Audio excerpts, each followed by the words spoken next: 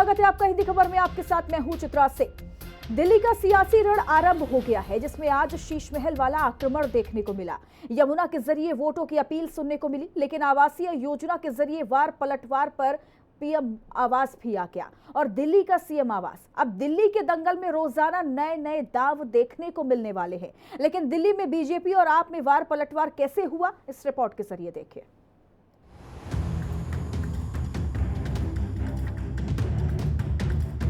साल नया है, दिल्ली में चुनाव का मौसम तना है। 3 जनवरी की तारीख दिल्ली में बड़ी तारीख बन गई, क्योंकि प्रधानमंत्री नरेंद्र मोदी ने दिल्ली चुनाव के लिए शंखनाद कर दिया। वैसे तो यह कार्यक्रम चुनावी नहीं था। पीएम मोदी दिल्ली वालों को घर बांटने के लिए आए थे, लिहाजा पहले प्रधानमंत्री मोदी ने लाभार्थियों को उनके घरों की चाबियां सौंपी। बातचीत यही है कि आगे के कहाँ के हो, हम बोला हमने के मध्य प्रदेश के हैं, हम यही बताए। और जिला टीकमगढ़ हमारा है, बोले कैसा अच्छा लग रहा, हम भी बहुत बढ़िया, आप हमारे लिए भगवान हैं, बहुत खुश हैं जी। अब इतने से क्या उन्होंने साकार कर दिया, हमारे बच्चों को पढ़ाई और सब, हमारी सोसाइटी बदल जाएगी। पहले हम अभी जो गोल्डन पार्क रामपुरा में रहते हैं झुग्गी बस्ती में, और रामपुरा में करीबन 44 साल हो गए झुग्गी बस्ती में रहते हुए। अब मोदी जी ने मकान दिया है जेलर वाले बाग में, जो वहाँ हमें शिफ्ट करेंगे, हमें बहुत अच्छा लग रहा है। मोदी का बहुत बहुत आभार व्यक्त करते हैं और बहुत धन्यवाद देते हैं। बहुत खुश मिला, बहुत खुशी हूँ, बहुत तसल्ली हुआ, बाल बच्चा का भी भविष्य बन गया। बात इतनी ही, और कुछ कहेंगे नहीं इससे आगे। उसके बाद दिल्ली की कड़कड़ाती सर्दी में चुनावी मौसम में सियासी तपिश पैदा हुई, क्योंकि पहले तो पीएम मोदी ने दिल्ली की मौजूदा सरकार को निशाने पर लिया। उसके बाद पीएम मोदी ने बिना नाम लिए ही आम आदमी पार्टी के संयोजक अरविंद केजरीवाल पर सियासी हमला बोल दिया। साथियों, देश भली भांति जानता है कि मोदी ने कभी अपने लिए घर नहीं बनाया, लेकिन बीते 10 वर्षों में 4 करोड़ से अधिक गरीबों के घर, उनका सपना पूरा किया है। मैं भी कोई शीश महल बना सकता था,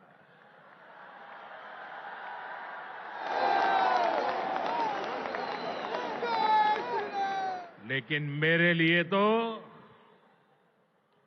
मेरे देशवासियों को पक्का घर मिले, यही एक सपना था।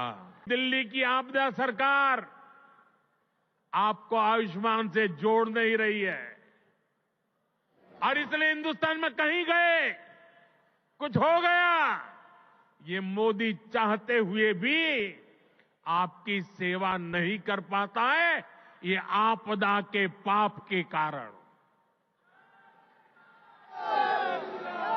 साथियों, भाजपा सरकार 70 साल की आयु के ऊपर के बुजुर्गों को भी आयुष्मान योजना के दायरे में ले आई है। किसी भी परिवार का 70 साल से ऊपर का व्यक्ति, अब उनके बच्चों को उसकी बीमारी की चिंता नहीं करनी पड़ेगी, ये आपका बेटा उनकी चिंता करेगा। पीएम मोदी के हमले के बाद अरविंद केजरीवाल ने प्रेस कॉन्फ्रेंस की और प्रधानमंत्री मोदी के एक आरोपों का जवाब दिया। 2,200 करोड़ रुपए का अपने लिए घर बनाने वाला,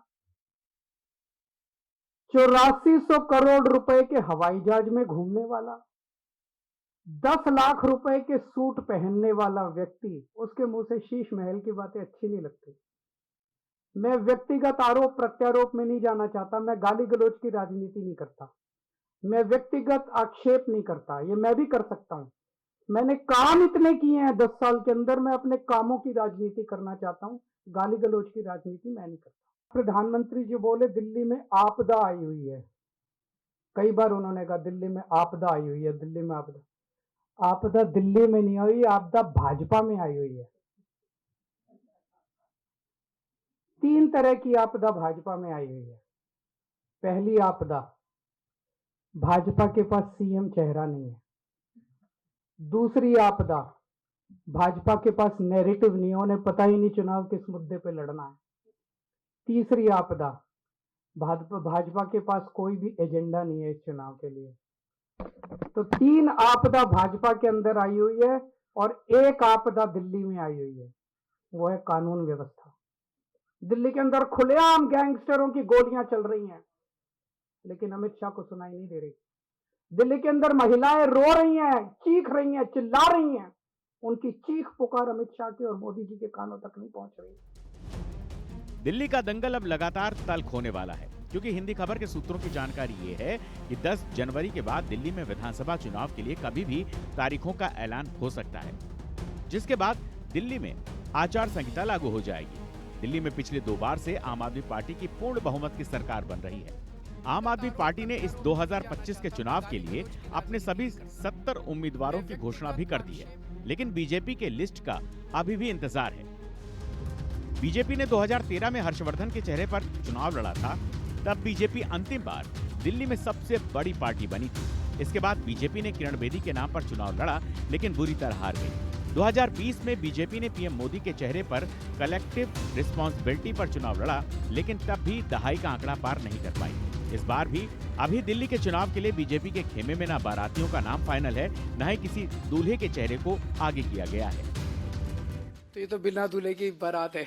क्यों नहीं दे रही है? उनसे पूछो कि भाई आप किसके नाम पे चुनाव लड़ना चाहते हो, कौन होगा, अगर कौन जिम्मेदारी संभालेगा, उनसे पूछिए आप। दिल्ली के लोग जानना चाहेंगे, दिल्ली के लोगों का हक बनता है जानना। 2025 की राजगद्दी इस बार बीजेपी हासिल करने के लिए एड़ी चोटी का जोर लगा रही है, लेकिन चुनाव से पहले ही परवेश वर्मा के नोट कांड ने बीजेपी को बैकफुट पर धकेल दिया है। अब देखना दिलचस्प होगा कि कैसे बीजेपी केजरीवाल के चुनावी किले में सेंध लगा पाएगी। हिंदी खबर के लिए स्पेशल रिपोर्ट